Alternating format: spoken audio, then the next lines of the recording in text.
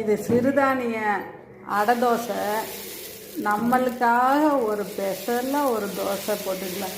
இது நல்லா தோசையை வேக விட்டுட்டு முருகலான பின்னாடி எல்லாத்துக்கும் சட்னி அரைச்சி கொடுத்தாச்சு. நம்மளுக்கு மட்டும் கொஞ்சம் நாட்டு சக்கரை போட்டு சாப்பிட்ணுன்னு ஆசையாக இருந்தது. அதனால் லைட்டாக அப்படியே தூவிடுவோம்.